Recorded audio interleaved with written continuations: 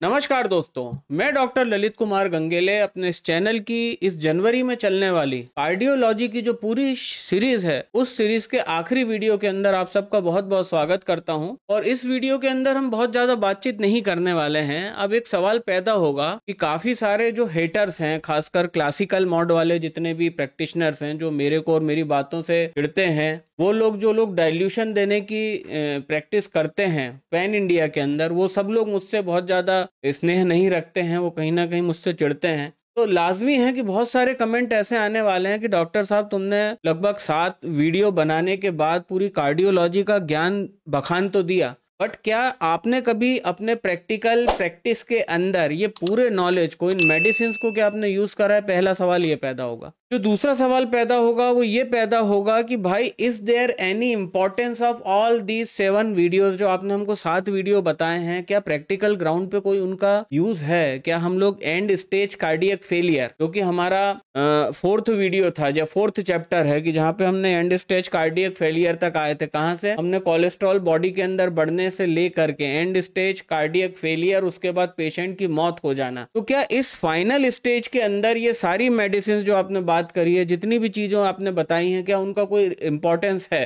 तो by the gods grace आज इस वीडियो के अंदर मैं उस चीज का सबूत पेश करने वाला हूं, और ज्यादा बातें नहीं होंगी, बस मैं आपके सामने सबूत पेश करूंगा कि what is the proof of it, उसका प्रूफ क्या है, और उसके प्रूफ को हम लोग देखेंगे। और वो मैं देखूंगा, वो मैं आपको दिखाऊंगा एक्चुअली अपने पीएमएस में, जो प्रैक्टो.com जो मैं यूज कर रहा हूं। और कई लोग ये भी सवाल कर रहे थे मुझ पे, कई मेरे प्रैक्टो के वीडियोस के ऊपर कमेंट कई आए थे हेटर्स के, वो आप लोगों ने नहीं देखे होंगे। आप लोग कितने कमेंट देख पाएंगे? हजारों की तादाद में कमेंट आते हैं कि सर आप तो अभी अभी यूज कर रहे हो, तो आपने वीडियो बना दिया, हमको नहीं लगता बहुत लंबे समय से इसको यूज कर रहे हैं। तो आज मैं आपको बताऊंगा कि मैं कितने लंबे समय से प्रैक्टो.com को यूज कर रहा हूँ। एक ये भी दो सवालों के जवाब मिलेंगे। तो चलिए अब दूसरी स्क्रीन पे चलते हैं, और दूसरी स्क्रीन पे चल करके मैं आपको तुरंत बताता हूँ कि वो क्या सबूत है मेरे पास। मैं एक पेशेंट का डाटा शेयर करने वाला हूँ जो एंड स्टेज हार्ट फेलियर का केस था, कंजस्टिव कार्डियक फेलियर, जिनका राइट हार्ट भी फेल हो रहा था, जिनका लेफ्ट हार्ट भी फेल हो रहा था। और उस केस का मेरे पास सबूत यह है कि मेरे ट्रीटमेंट के पहले की मेरे पास जांचें हैं उस पेशेंट की, जो मेरे प्रैक्टो.com जो मेरा पेशेंट मैनेजमेंट सिस्टम है, वो फाइल्स उस पर ऑलरेडी अपलोडेड है। और अभी की अपलोडेड नहीं है, 2015 से अपलोडेड है, 2015 का केस है। आप सोच लीजिए, ये जो मैंने आपको सीरीज बताई है ना पूरी कार्डियोलॉजी की, ये मेरे दिमाग में अभी से नहीं थी। ये सारी बातें मेरे को शुरू से पता थी, क्योंकि मैं पढ़ाकू था, क्योंकि मैं चीजों को पढ़ना और समझना जानता था। और सोचिए, आज से 9 साल पहले वो केस को मैंने कहीं ना कहीं बहुत अच्छे रिजल्ट दिए थे और इक्विवेलेंट टू क्योर करा था। तो उसी केस के बारे में आज हम बात करेंगे। एक सक्सेस स्टोरी बोल सकते हैं मेरा कार्डियोलॉजी के ज्ञान का, मैंने कब यूज करा और कितने समय पहले करा, आपको ये चीज दिखेगी। चलिए दूसरी स्क्रीन पे चलते हैं। अब मैं इस बात की उम्मीद कर रहा हूं कि आप मुझे भी देख पा रहे हैं और मेरे पीछे इस स्क्रीन को भी देख पा रहे हैं। अब इसको मैं जो है रिफ्रेश मार देता हूं। ये जो है मेरा प्रैक्टो.com का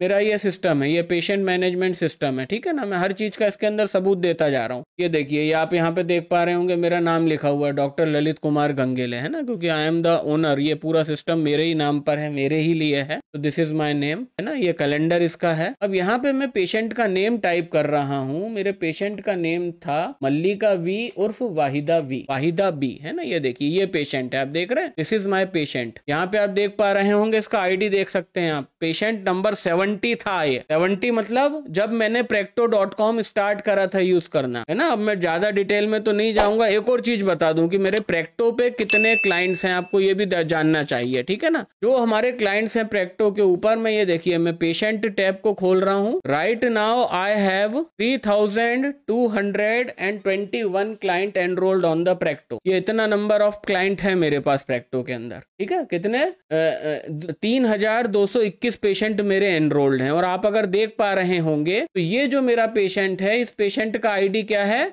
मल्लिका बी का। मैं थोड़ा सा इनका प्रोफाइल खोल देता हूँ। ये मल्लिका बी उर्फ वाहिदा बी, इनका पेशेंट आईडी कितना है? 70। मतलब जब मैंने प्रैक्टो.com यूज करना जस्ट स्टार्ट किया था, ये तब का केस है। केस कब का है? आखिरी प्रिस्क्रिप्शन कब गया? 19 अगस्त 2015, याद रखिएगा, है ना।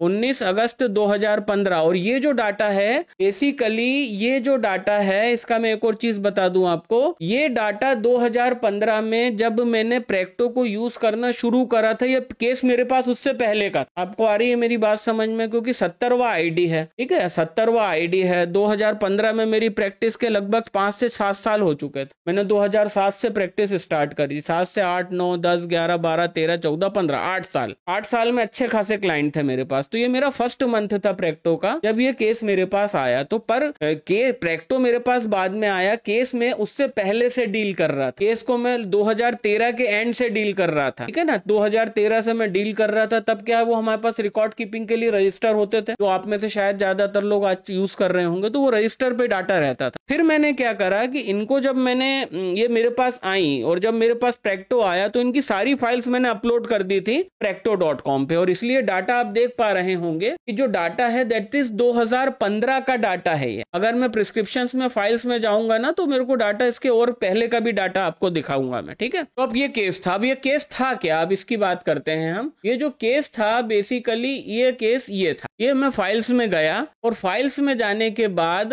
मैं आपको दिखा रहा हूं कि ये जो है ये मैंने सब इकट्ठा अपलोड करा था, ठीक है। मतलब कहने का है 25 जुलाई को ये मेरी रिपोर्ट है जो मैंने कराई थी पेशेंट की। मेरी बात सुनिएगा अच्छे से, है ना। टाइमलाइन के ऊपर नजर रखिएगा, नहीं तो फिर मेरे पे हेटर्स आके भौंकने लगेंगे कि आपने उसमें गलत बताया था डाटा। ये क्या डेट दिख रही है आपको? 25 जुलाई 2015। 25 जुलाई 2015 को ये कब मेरे पास डाटा आया? ये डाटा वो है जो मैंने पेशेंट की जांच कराई। मतलब 2013 से मैंने पेशेंट के ऊपर काम करना चालू करा और 2025 में मेरे को रिजल्ट मिल गए थे कंजस्टिव कार्डियक फेलियर। मतलब कार्डियक फेलियर की एंड स्टेज में मेरे को रिजल्ट मिल गए थे। ये वो रिपोर्ट है जो फाइल्स में अपलोडेड है, अभी आप देखेंगे इसको, ठीक है। उसके बाद मैंने पेशेंट को बोला कि भाई तुम्हारा पुराना फाइल ला करके दीजिए, आपको तो बहुत अच्छा फायदा हुआ है 2 साल के इलाज में और मेरे को ये सबूत अपने पास रखने हैं, ठीक है। क्योंकि तब नए नए थे प्रैक्टिस में, मतलब नया नया सॉफ्टवेयर था, तो काफी शौक थे सब मेरे को कि डाटा रखना है और लोगों से के साथ साझा करना है ना, अपने सीनियर्स के साथ, अपने जूनियर्स के साथ, स्टूडेंट्स के साथ साझा करना, इसलिए रखा। फिर वो 4 दिन के बाद मेरे पास उनकी बाकी रिपोर्ट आ गई। 29 जुलाई को उनका बेटा दे करके गया, बोले सर ये कागज है, इसका आप फोटो खींच लीजिए और इसको आप अपलोड कर दीजिए। तो ये मैंने अपलोड करा। अब मैं आपको वो चीज दिखा रहा हूं, ठीक है। What was the case. अब ये मैंने फाइल खोला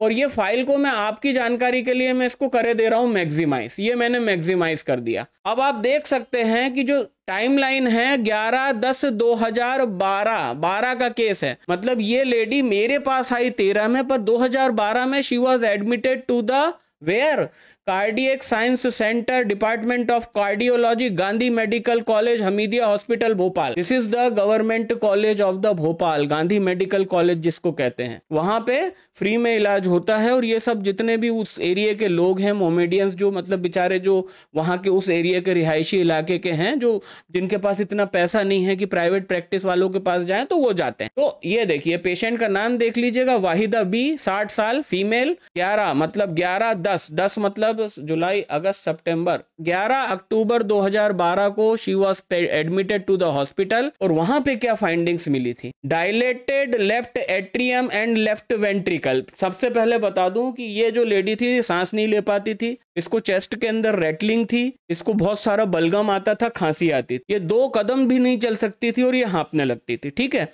इसको पेडल ईडिमा था, इसके पैरों के अंदर बहुत सारा पानी, वाटर लॉगिंग थी इसको बहुत सारी, इसको पिटिंग ईडिमा था। अब क्या वहां पे फाइंडिंग निकली? अ kinetic area in the heart. A kinetic area मतलब मायोकार्डियल इन्फाक्शन। मैं पूरा बताऊंगा इसका, मैंने पूरा का पूरा केस तैयार करके रखा है और पूरा डाटा 2015 का है। इसके अंदर बैक डेट में आप कुछ नहीं कर सकते। अगर आज इसके अंदर मैं कोई डाटा चढ़ाता हूं, अगर practo.com पे आज मैं कोई डाटा चढ़ाता हूं, तो वो आज की डेट में ही चढ़ेगा, वो 2023-24 में ही चढ़ेगा, उसको मैं बैक डेट में नहीं कर सकता। आप इतना तो आप लोगों में समझ होगी। तो आप ये देख रहे हैं कि dilated left atrium and left ventricle, और ये जो शब्द लिखा हुआ है कि अकाइनेटिक एरिया, हार्ट के अंदर एक एरिया अकाइनेटिक है, मतलब वो काम नहीं कर रहा है, ठीक है। Severe left ventricular dysfunction, severe left ventricular dysfunction. और इजेक्शन फ्रैक्शन कितना है?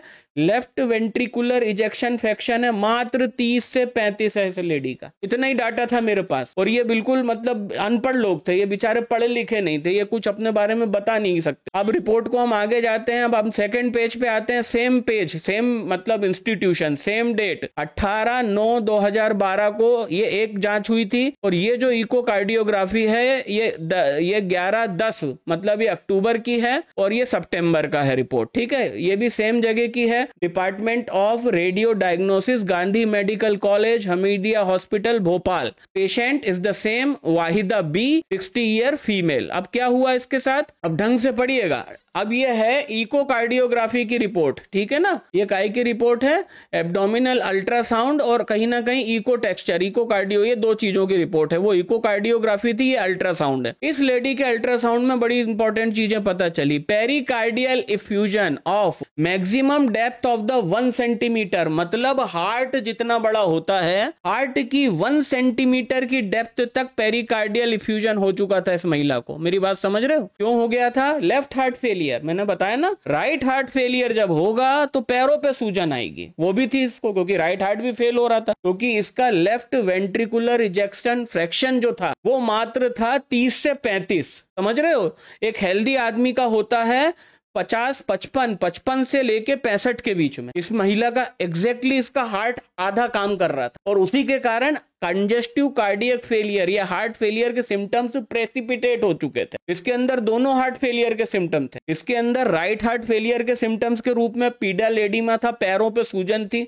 इतने मोटे मोटे पैर थे, बिल्कुल पिटिंग एडिमा था। और लेफ्ट हार्ट फेलियर के रिस्पॉन्स में या लेफ्ट हार्ट फेलियर के रिस्पॉन्स में क्या था? पेरिकार्डियल इफ्यूजन था of the maximum depth of 1 centimetre. ठीक है ना, rest visualise USG and findings are in the within the normal limit. आई मेरी बात समझ में? तो ये थी फाइंडिंग। अब आपको अपना केस कैसे तैयार करना है, अब अगर मुझे नहीं पता कि अगर कोई और होम्योपैथ होता तो वो इस केस को कैसे इंटरप्रिटेट करता। मेरे सामने सिर्फ ये 2 कागज थे, और मेरे सामने पेशेंट बोलने की हालत में नहीं था जब 2013 में आया। पहली चीज वो मतलब मेरे पास बिल्कुल बोलने की हालत में नहीं था, पहली चीज। और दूसरा, उसके अटेंडेंट वो देवर इक्विवेलेंट टू इलिटरेट, वो ऑटो ड्राइवर था बेसिकली। ठीक है, तो वो मुझे कुछ बता नहीं सकता था। बस हमको, क्योंकि मेरे को कार्डियोलॉजी के बारे में पूरा नॉलेज था, तो उससे मैं समझ गया कि इसको इस्चेमिक हार्ट डिजीज है, इसके हार्ट का एक एरिया डेड हो चुका है। जो एरिया डेड हो चुका है वो अकाइनेटिक है। अकाइनेटिक मतलब उसमें मूवमेंट नहीं है। जब हार्ट बीट पंपिंग होती है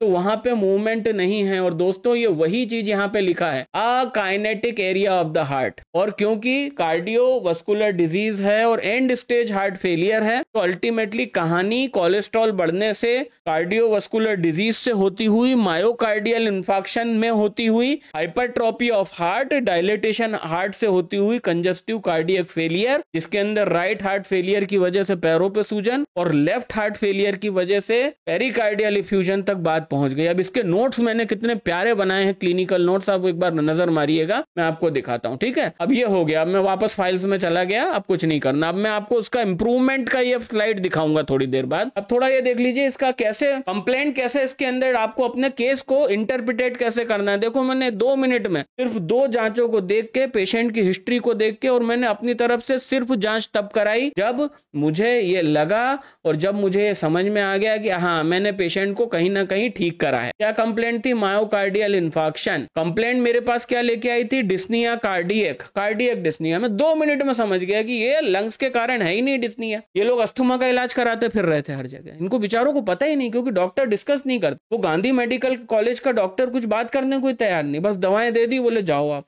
तो cardiac dyspnoea, myocardial infection, infarction, ischaemic heart disease, ये देखो नोट्स देख लीजिएगा, 29 जुलाई 2015 और 25 जुलाई 2015 के हैं सारे के सारे मेरे पास डाटा। ये सब मैंने तभी अपलोड करा था। हालांकि इसका पेशेंट का ट्रीटमेंट, ये याद रखिएगा, मैं 13 से कर रहा हूं, जब मैं ये सॉफ्टवेयर नहीं यूज करता था, इसका मैं पेड क्लाइंट नहीं था। उसके पहले का डाटा मेरे पास रजिस्टर में था, तो मैंने पूरा का पूरा यहाँ पे मेंशन करा, उनके सारे प्रिस्क्रिप्शन लेके मैंने यहाँ पे मेंशन करे। तो क्या क्या है यहाँ पे, ठीक है, डिस्निया, कार्डियक ड्रॉपसी क्यों, पेरिकार्डियल इन्फ्यूजन हो गया, कार्डियक कफ है, रिपोर्ट में आपने देखा 35 से 40%, मतलब 30 से 35% ही इस महिला का इजेक्शन फ्रैक्शन था, ठीक है, पेरिकार्डियल इफ्यूजन था और pain in the left hand था। ऑब्जर्वेशन में chest pain with the mild exertion, okay, unstable angina की बात हो रही है, exertion at the stool, urination and bathing, जब ये नहाती थी तो इसको बहुत एक्सर्शन के ऊपर चेस्ट पेन होने लगता था, ये यूरिनेशन के लिए जाती थी तो हांफने लगती, चेस्ट पेन करता था, ये पोटी करने जाती थी तो सेम चीज थी। इन्वेस्टिगेशन क्या कराया मैंने,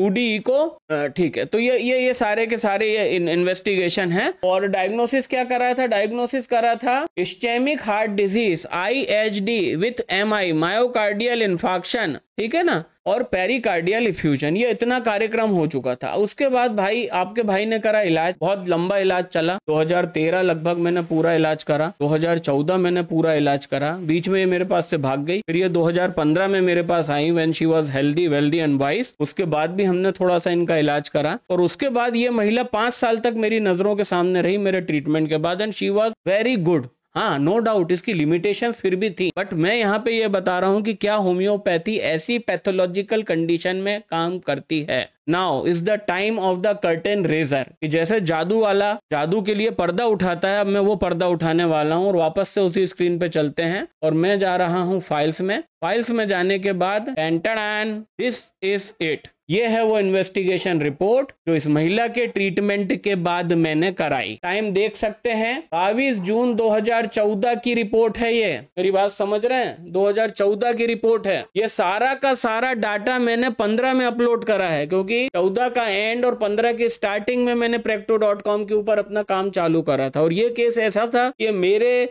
लाइफ के क्लिनिकल केसेस के अंदर से सबसे इंपॉर्टेंट केस था, तो मैंने सारा का सारा डाटा 2015 का है। आपने देखा होगा कि ये जो रिपोर्ट है ये खुद जून, मतलब शायद 25 जुलाई 2015 की है, और ऊपर वाली जो गांधी मेडिकल कॉलेज की रिपोर्ट थी वो 26 जुलाई 2015 थी। और इन लोगों को मैंने लिटरली गालियां बक के बुलाया था फोन करके कि मुझे डाटा देके जाओ, मेरे को रिकॉर्ड रखने का है। तो ये देखिए, patient's name Mrs Mallika B, 60 year female, 22 June 2014, referred by doctor Lalit Gangele. ये वीनस MRI सेंटर है, ठीक है ना, भोपाल के अंदर Venus MRI and CT centre, one of the best and professionals regarding the scanning, ठीक है। अब इसके बाद देखिएगा क्या क्या दिख रहा है यहाँ पे, the finding consisting the mildly hypokinetic area, mildly hypokinetic जो कि अकाइनेटिक हुआ करता था। गांधी मेडिकल कॉलेज की रिपोर्ट में हार्ट का वो हिस्सा जहां पे मायोकार्डियल इन्फार्क्शन था, that was diagnosed almost akinetic, but वो हाइपोकाइनेटिक हो गया, कि वहां पे कहीं ना कहीं उसके अंदर रिजुविनेशन हुआ, वो हार्ट का एरिया वापस जीवित हुआ, ये कहना चाहता हूं, ठीक है। और एथ्रोस्क्लेरोटिक चेंजेस तो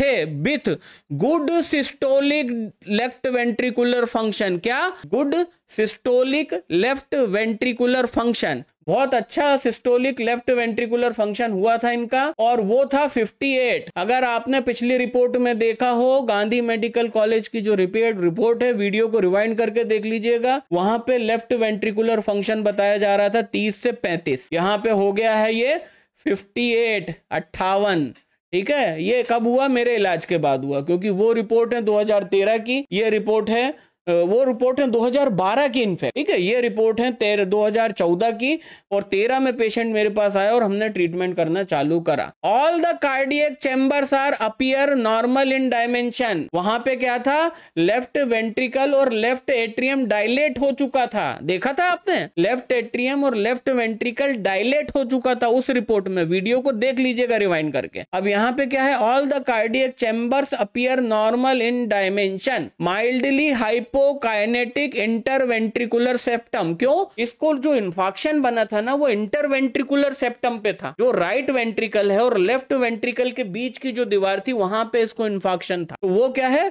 बिल्कुल अकाइनेटिक था, वो काइनेटिक हुआ, इसका लेफ्ट वेंट्रिकुलर इजेक्शन फ्रैक्शन 30 से बढ़ के 58 हो गया। पेरिकार्डियम अपीयर नॉर्मल, वहां पे दिखाया मैंने तुम लोगों को अभी, पेरिकार्डियल इफ्यूजन था गांधी मेडिकल कॉलेज की 2012 की रिपोर्ट में, भयंकर पेरिकार्डियल इफ्यूजन, कोई पेरिकार्डियल इफ्यूजन नहीं है। एंड दोस्तों, this is what is known as the magic, इसी को कहते हैं जादू, और यही है clinical homeopathy. This is what is known as the clinical homeopathy. कोई ब्लंडर नहीं, कोई चूतियापा नहीं, कोई बुलशिट नहीं, कोई मेंटल नहीं, कोई स्लीप नहीं, कोई डिजायर नहीं, कोई एवर्जन नहीं, कोई मेंटल सिम्टम्स नहीं, सिर्फ clinical observation on the reports, clinical assessment of the patient and clinical hunting of the right remedy regarding this condition. बस इतना करा, देखो कैसा क्योर हुआ केस। दिख रहा है आप लोगों के सामने, सबूत है। अब आगे जाएंगे तो आगे कुछ इसके मेरे पास वो सब पड़े हुए हैं, कुछ इसके एमआरआई है, कुछ इसके ईसीजी का रिपोर्ट है, आप लोग देख सकते हो। जिन लोगों को ईसीजी का नॉलेज है उनको आपको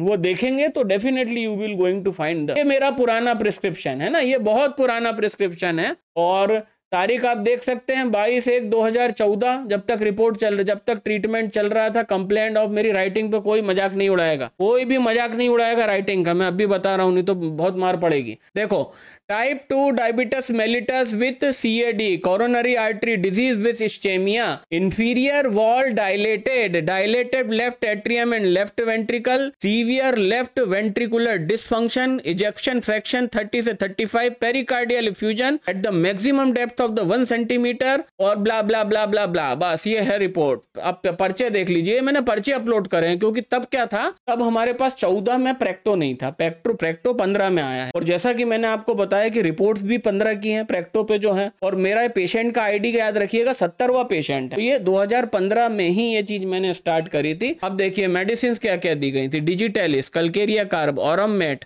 अब जैसा कि मैंने आप लोगों को वीडियो के अंदर बताया था ना मैंने, कि जो डीकंपनसेटेड हार्ट फेलियर होता है। What is decompensated heart failure? Decompensated heart failure का मतलब है कि जब कंपनसेटरी मैकेनिज्म खत्म हो चुके हैं और अब हार्ट फेलियर के सिम्टम आएंगे, चाहे वो राइट हो या चाहे वो लेफ्ट हार्ट फेलियर हो, दोनों के सिम्टम आएंगे। और मैंने, आपको याद होगा, मैंने 6 मदर टिंचर की लिस्ट बताई थी और आपको क्या बोला था कि ये 6 के 6 मदर टिंचर यूज करने का समय कब है? जब कंपनसेशन खत्म हो चुका है और ईडिमा का फिनोमिना चालू हो गया। मैंने यही बोला था ना आपसे। और मदर टिंचर की लिस्ट क्या क्या थी? क्रेटेगस था, कैक्टस था, एडोनिस वर्नेलिस था, इबेरिस था, एस्ट्रोपेंथस था। डिजिटेलिस मेडिसिन बताई थी मैंने पोटेंसी में मैंने cardiac failure, heart failure associated with dropsy, मतलब सूजन, फिर चाहे वो राइट हार्ट फेलियर की वजह से पैरों पे सूजन हो या लेफ्ट हार्ट फेलियर की वजह से पेरिकार्डियम पे सूजन हो या लंग्स पे सूजन हो। इस पे मैंने पोटेंसी में कौन कौन सी 3 मेडिसिन बताई थी, एपिस बताई थी, आर्सेनिक और डिजिटेलिस बताई थी। तो हियर इज द प्रिस्क्रिप्शन।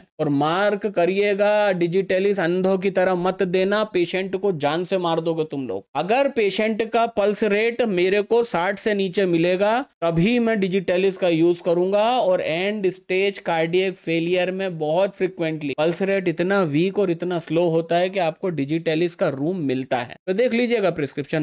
मेरी राइटिंग का मैं अभी बता दे रहा हूं, कोई ने मजाक उड़ाया ना तो मेरे से बुरा कोई नहीं होगा। एडोनिस क्यू, ठीक है, इबेरिस क्यू, ये इबेरिस, थोड़ा चुप रहिए 2 minute. Adonis Q, Iberis Q, syzygium jambolanum for the diabetes, ठीक है, ऑरम मेटेलिकम, डिजिटेलिस 30, ये 2014 की बात कर रहा हूं। सोचो आज से मैं 10 साल पहले मैंने केस देखा था। Calcarea carb 30। अगला प्रिस्क्रिप्शन 28/1 को, जनवरी से लेकर सीधे 5वें महीने में, डिजिटेलिस 30, आर्सेनिक एल्बम 1M नहीं, वैसे 30 होगी, शायद मैंने गलती से लिखा था, हो सकता है मैंने 1M भी यूज करी हो, कोई भरोसा नहीं, 10 साल पुरानी बात है। CC, Calcarea carb 30, arjuna Q और डिजिटेलिस क्यू, ठीक है। अगला पर्चा, कल्केरिया कार्ब, डिजिटेलिस, कैल्मिया करके एक मेडिसिन होती है ना, कैल्मिया बहुत इंपॉर्टेंट है। इसमें मतलब इसमें क्या, मेरे को कुछ लक्षण मिले होंगे कैल्मिया का। लेफ्ट हैंड में जो पेन जा रहा था ना उस लेडी को, उसकी बात कर रहा हूं। एडोनिस क्यू, ठीक है, रोवोल्फिया क्यू, या फिर ये, हाँ, रोवोल्फिया क्यू और सीजियम जेम्बोलिनम क्यू, ये हमारे प्रिस्क्रिप्शन रहे थे इस महिला के लिए। और मैं आपको कुछ प्रिस्क्रिप्शन वहां पे भी दिखाई दे रहा हूं कि जो मेरे पास यहाँ पे practo.com में कुछ प्रिस्क्रिप्शंस बने रखे हैं, आप यहाँ पे देख सकते हो इन प्रिस्क्रिप्शंस को, ठीक है। डेट देख लीजिएगा, 19 अगस्त 2015, उससे पहले 16 अगस्त 2015, अगस्त के पहले जुलाई के पहले 25 जुलाई, ठीक है। आर्सेनिक एल्बम 30, मैंने बताई है आर्सेनिक एल्बम। क्रेटेगस मैंने बताया है, क्रेटेगस। और मैंने आप लोगों को ग्रुप ऑफ मेडिसिन इसलिए बताया है मैंने आपको वहां पे ग्रुप ऑफ मेडिसिन इसलिए बताई है कि अगर एक मेडिसिन में बताता और जो पेशेंट, अनपढ़ पेशेंट जिस वीडियो को देख रहा है, जिसको कार्डियक फेलियर की कंडीशन है, वो अंधों की तरह दवा लेने लगेंगे। इनको क्या लगता है होम्योपैथी फायदा नहीं करेगी तो नुकसान भी नहीं करेगी, मैं खा लूं, और खाएंगे भी गलत तरीके से, उसके बाद मरेंगे खपेंगे जाके। इसलिए मैंने एक मेडिसिन नहीं बताई, पूरी ग्रुप ऑफ मेडिसिन बताई। तो देखिए अगर आप गौर से देखेंगे ना तो वही मेडिसिन है, कैक्टस है, क्रेटेगस है, ठीक है, एडोनिस वर्नेलिस है, इबेरिस है, स्ट्रोपेंथस है, डिजिटेलिस है, आर्सेनिक एल्बम है, आर्सेनिक एल्बम के साथ साथ एपिस मेलिफिका है, कल्केरिया कार्ब है। हालांकि कल्केरिया कार्ब का जिक्र मैंने वहां पे करा नहीं है ना। इनके अंदर क्या था, कार्डियक डिस्निया में जो इनके अंदर मूवमेंट पे सांस भरने लगती है ना, उस पे कल्केरिया कार्ब बड़ा इंपॉर्टेंट एक रोल प्ले करती है। तो आप लोग चाहें तो इस बात को यहाँ पे नोट कर सकते हैं, ठीक है। तो अब आप देख लीजिएगा कि यही तो प्रिस्क्रिप्शन थे। प्रिस्क्रिप्शन क्या थे, देखिए, क्रेटेगस ऑक्स 3x, 3x में मतलब ये डाइल्यूशन था। मदर टिंचर की जगह हमको 3x अवेलेबल था इस टाइम पे, हमको मदर टिंचर नहीं मिला था फादर मूलर का इस समय पे। तो माय केमिस्ट ऑफर्ड मी कि सर 3x ले जाइए, equivalent to mother tincture and worked well. Digitalis, calcarea carb, arsenic. बीच में नाजा दी। नाजा क्यों दी, क्योंकि हार्ट इतना डायलेट हो गया था कि वल्वुलर डिसऑर्डर जैसे सिम्टम भी आ रहे थे इसके अंदर। मैं मरमर सुन लेता हूँ, बड़ा टैलेंटेड हूँ मैं, याद रखिएगा, मेरे को कार्डियक मरमर सुनाई देते हैं, ठीक है। अच्छे अच्छे डॉक्टर नहीं सुन पाते, मेरे को सुनाई दे रहे थे, है ना। और मैंने हॉस्पिटलों में काम करा है, मेरे को बहुत, मैं इंटेलिजेंट था। तो जो हॉस्पिटल में जब हम एज ए क्लिनिकल असेसमेंट के लिए, केस को क्लिनिकली समझने के लिए हम जब हॉस्पिटल में जाते थे, तो क्योंकि हम इंटेलिजेंट थे तो हमारे सीनियर्स हमको एक एक चीज पकड़ के दिखाते। इसके अंदर मरमर्स आए थे बीच में, दैट इज वाई नाजा ट्राइपुडेंस दी थी, है ना, आर्निका नाजा प्लस कल्केरिया कार्ब। डिजिटेलिस के परमानेंट फीचर रहा है इस केस के अंदर। अगर आप लोग मुझसे पूछोगे कि ये महिला कौन सी मेडिसिन से निकली, तो ये डिजिटेलिस से निकली थी, क्योंकि इसकी पल्स वीक थी। और digitalis congestive cardiac failure associated with the dropsy either on the legs और ऑन द चेस्ट, चाहे वो पेरिकार्डियल इफ्यूजन हो, प्लूरल इफ्यूजन हो, लंग्स के अंदर पल्मोनरी इडीमा हो, पेरिफेरल इडीमा हो, associated with the cardiac failure. Digitalis बहुत इंपॉर्टेंट है और सबूत है यहाँ पे कि मैंने कोई बेवकूफी नहीं करी थी इस केस के अंदर डिजिटेलिस को मदर टिंचर में देने की। आप देख लो 30 पोटेंसी में दी गई है मेडिसिन। तो वही कल्केरिया कार्ब, आर्सेनिक एल्बम, फिर डिजिटेलिस, आर्सेनिक। तो लिमिटेड ग्रुप ऑफ मेडिसिन से इस महिला का इलाज करता गया और अल्टीमेटली इस महिला को मैंने इस स्थिति से निकाल करके, कौन सी स्थिति, left ventricular dilated, left atrium dilated, akinetic area, उसके अलावा लेफ्ट वेंट्रिकुलर डिस्फंक्शन है, कितना इजेक्शन फ्रैक्शन मात्र 30 से 35, associated with the severe pericardial effusion से इस महिला को मैं निकाल करके कहां पे ले आया, मैं इस महिला को यहां से निकाल करके अल्टीमेटली मैं यहां पर लेकर आया। And this is the really a success story, जहां पे सारे कार्डियक चैम्बर जो डायलेटेड थे उनको मैंने नॉर्मल करा। जो एरिया अकाइनेटिक था, जहां पे बिल्कुल मूवमेंट नहीं था मायोकार्डियल इन्फार्क्शन की वजह से, उस एरिया को मैंने अकाइनेटिक से हाइपोकाइनेटिक में ले आया, उसमें वाकई में मूवमेंट आया, ठीक है। उसका लेफ्ट वेंट्रिकुलर इजेक्शन फ्रैक्शन जो था उसको मैंने 35 से 58 कर दिया, और उसके पेरिकार्डियल इफ्यूजन जो था वो मैंने उसको खत्म कर दिया, ठीक है। और इंप्रेशन क्या था, इंप्रेशन की लाइन पे एक बार गौर करिएगा, finding consisting of the mildly hypokinetic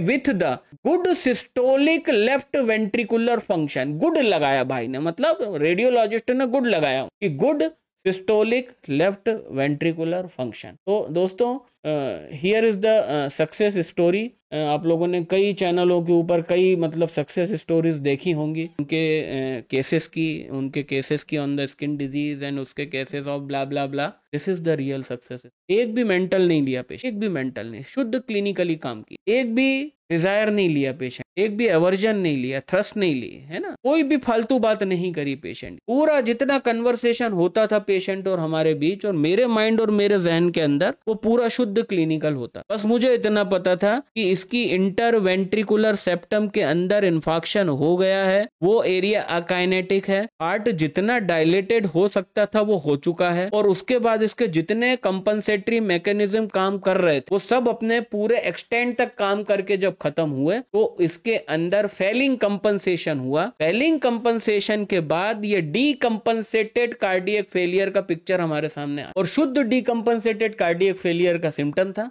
इसके अंदर राइट हार्ट भी फेल हो रहा था तो पैर इतने मोटे मोटे थे हाथियों जैसे, और लेफ्ट हार्ट फेल हो रहा था तो पेरिकार्डियल इफ्यूजन देखा हमने, पल्मोनरी इडीमा देखा है ना, पल्मोनरी इडीमा था बहुत ज्यादा, खांसी आती थी है ना, जरा सा चलती थी तो हाँफ जाती थी, चेस्ट पेन होता था, लेटरिन करना, बाथरूम करना, नहाना, रोजमर्रा के काम करना, इनफैक्ट ठंडों में तो करवट बदलने में तक इस महिला को प्रॉब्लम। तो this is it, this is what is known as the clinical homeo. और मैं इसलिए बता रहा हूँ कि अगर अच्छा डॉक्टर बनना है, अगर मैं अच्छा अलाइड सब्जेक्ट से नहीं पढ़ा होता, अगर मैंने प्रॉपरली दिल लगा करके anatomy, human physiology, human pathology, surgery है ना, प्रैक्टिस ऑफ मेडिसिन, अगर इन सब से मैंने दिल लगा करके हार्ट कोर कार्डियक को नहीं पढ़ा होता तो ना ये मैं केस को क्रैक कर पाता है ना। और ये सारी चीजें कहीं पे किसी रिपोर्ट में नहीं लिखी। एक और चीज बता दूं अच्छे से आप लोग, कहीं पे कोई बात नहीं लिखी हुई है। ये जो मैंने क्लिनिकल नोट्स बनाए हैं, सोचिए मेरी 7 साल की प्रैक्टिस के अंदर, ये 7वां 8वां साल था मेरी प्रैक्टिस का, मैं 2007 में तो प्रैक्टिस करना शुरू करी थी, ये केस मेरे सामने 13-14 में आया था। ये पूरा का पूरा असेसमेंट मैंने अपने दम पर सिर्फ 2 कागजों को देख के और मेरे अलाइड सब्जेक्ट के नॉलेज के दम पे, मेरे सामने पेशेंट बैठा था, पेशेंट की कंप्लेंटें थी, पेशेंट की कंप्लेंटों का उसके पास एक नरेशन था, मेरा अलाइड सब्जेक्ट का प्रकांड पंडित और प्रचंड नॉलेज था, बस उस नॉलेज और सिर्फ 2 कागज, वो गांधी मेडिकल कॉलेज के सिर्फ 2 कागज के ऊपर मैंने ये पूरा का पूरा डिकोड करके पेशेंट की शीट बना दी थी। इसको मायोकार्डियल इन्फेक्शन है, इस्चेमिक हार्ट डिजीज है, कार्डियक डिस्निया हो रहा है, कार्डियक ड्रॉपसी है, कार्डियक कफ है, लेफ्ट वेंट्रिकुलर इजेक्शन फ्रैक्शन 30 से 35 है, पेरिकार्डियल इफ्यूजन हो गया है, और इतने दन तूफान हो गए थे इस पेशेंट के, सिर्फ 2 कागज के ऊपर पूरा केस को बनाया, एक भी फालतू बात नहीं करी। होम्योपैथी में जो होम्योपैथी की जो बकचोदियां होती है ना, एक बकचोदी नहीं करी मैंने इस केस। और जैसे निंजा की तलवार होती है ना, जब चलती है तो आदमी को गला कटने के बाद समझ में आता है कि अबे काट दिया इसने, बिल्कुल वैसा ही, बिल्कुल क्लीन स्वाइप था ये। क्लीन स्वाइप समझते हो, सचिन तेंदुलकर स्वाइप मारता था सीधा छक्का, ये बिल्कुल उस तरह का केस था। 2 मिनट की केस टेकिंग में टाइम नहीं लगा। क्यों? क्योंकि अलाइड सब्जेक्ट मेरे उंगलियों पे थे, अलाइड सब्जेक्ट मेरे इतने बढ़िया थे। केस को डिकोड करा और तुरंत दवाएं निकाली, दवाएं भी मिल गई। क्यों? क्योंकि क्लिनिकली मैं केस को समझ गया था, क्लिनिकली मैंने मटेरिया मेडिका भी पढ़ी है, मेरे को डिस्टिंक्शन पता है कि कार्डियक के किस केस के किस टाइम के अंदर कार्डियक डिजीज में किस मेडिसिन को डिप्लॉय करना है। तो here is a success story, और मेरे ख्याल में पहली और आखिरी है, क्योंकि आप लोग जानते हैं कि मैं इस सब में विश्वास करता नहीं, मेरे को ये सबूतबाजी का काम मेरे को नहीं पता। I had treated more than 1000 cases of the alopecia areata. अगर मैं बिफोर आफ्टर के पिक्चर बनाता ना तो मैं कम से कम 1000 वीडियो उस पे सक्सेस स्टोरी पे डाल देता, बट मैं उस टाइप का व्यक्ति नहीं हूं। मेरा नॉलेज देख करके मेरा सब्सक्राइबर, मेरे सपोर्टर्स और मेरे को चाहने वाले, उनको मेरे नॉलेज का लेवल बहुत अच्छे से पता है, और इसलिए उनको ये बात पता है कि इस आदमी को ये चीज का मैं मोहताज नहीं हूं। मेरे को अपनी सक्सेस स्टोरी डालना पड़े, मेरे को बिफोर आफ्टर की फोटो डालना पड़े, ये सब नहीं है, क्योंकि 100 सुनार की 1 लोहार की, ठीक है। और आपने 100 सुनारों की देख ली, आप पूरा यूट्यूब देख रहे हो, इतने सालों से देख रहे हो, कितने आपने सक्सेस स्टोरी देखी, तो वो थी 100 सुनार की और ये है 1 लोहार की, ठीक है ना। तो बहुत बहुत धन्यवाद आप सभी लोगों का। और इसी के साथ, इसी नोट पे, इसी पॉजिटिव नोट पे और मोटिवेशनल नोट पे हम ये कार्डियक जो सीरीज है इसको हम खत्म कर रहे हैं। और बहुत बहुत धन्यवाद आप सभी लोगों का अपनी जिंदगी के बहुमूल्य समय में से इस पूरी की पूरी जनवरी की सीरीज को इतना पसंद करने के लिए। और इस हफ्ते में आने वाले बहुत और धमाकेदार वीडियो और प्रोबेबली किसी और नई सीरीज के अंदर, और इस हफ्ते में होने वाले 3 लाइव स्ट्रीम सेशन में आप सबसे मुलाकात होती है। तब तक के लिए नमस्कार।